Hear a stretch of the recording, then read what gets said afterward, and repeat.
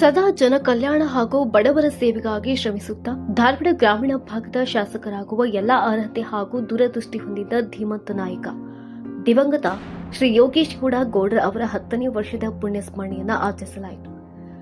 ಕಳೆದ 2016 ಜೂನ್ 15ರಂದು ರಾಜಕೀಯ ದ್ವೇಷದ ಹಿನ್ನೆಲೆಯಲ್ಲಿ ದುಷ್ಕರ್ಮಿಗಳಿಂದ ಕೊಲೆಯಾಗಿದ್ದ ಯೋಗೇಶ್ ಗೌಡರ್ ಅವರು ರಾಜಕೀಯದಲ್ಲಿ ಉನ್ನತ ಮಟ್ಟಕ್ಕೆ ಬೆಳೆದು ಸಮಾಜಕ್ಕೆ ದೊಡ್ಡ ಕೊಡುಗೆ ನೀಡಬೇಕಾಗಿದ್ದ ಇಂಥ ಸದ್ಗುಣದ ನಾಯಕನನ್ನ ಕಳೆದುಕೊಂಡ ದುಃಖ ಇಂದಿಗೂ ಮಾಸಿಲ್ಲ ಎಂದು ಅವರ ಅಭಿಮಾನಿಗಳು ಕಂಬನಿ ಮಿಡಿದಿದ್ದಾರೆ. ಪುಣ್ಯಸ್ಮರಣೆ ಅಂಗವಾಗಿ ಗೋಪನೆಕೊಪ್ಪದ ತೋಟದ ಮನೆಯಲ್ಲಿ ವಿಶೇಷ ಪೂಜೆ ಹಾಗೂ ಅನ್ನ ಪ್ರಸಾದ ವ್ಯವಸ್ಥೆಯನ್ನ ಹಮ್ಮಿಕೊಳ್ಳಲಾಗಿತ್ತು.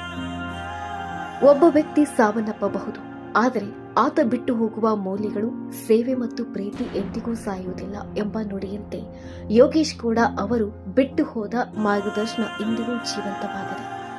ಬಡವರ ಬಾಳಿಗೆ ಬೆಳಕಾಗಿದ್ದ ಅವರು ಶಿಕ್ಷಣಕ್ಕೆ ವಿಶೇಷ ಪ್ರೋತ್ಸಾಹ, ಪರಿಸರ ಪ್ರೇಮ ಹಾಗೂ ಯುವಕರಿಗೆ ದೊಡ್ಡ ಪ್ರೇರಣೆಯಾಗಿದ್ದರು.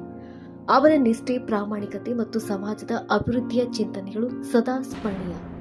ಯೋಗೇಶ್ ಅವರ ಅಗಲಿಕೆಯಿಂದಾಗಿ ಅವರ ಸಹೋದರ ಗುರುನಾಥ್ ಗೌಡ, ಆತ್ಮೀಯ ಸ್ನೇಹಿತ ಹಾಗೂ ಜನಜಾಗೃತಿ ಸಂಘದ ಅಧ್ಯಕ್ಷ ಬಸವರಾಜ ಕೊರವರ್, ನೂರಾರು ಗೆಳೆಯರು ಹಾಗೂ ಅಭಿಮಾನಿ ಬಳಗ ತೀವ್ರ ದುಃಖವನ್ನ ಅನುಭವಿಸುತ್ತಿದ್ದು, ಮೃತರ ಆತ್ಮಕ್ಕೆ ಚಿರಶಾಂತಿ ಸಿಗಲೆಂದು ಪ್ರಾರ್ಥಿಸಿದ್ದಾರೆ.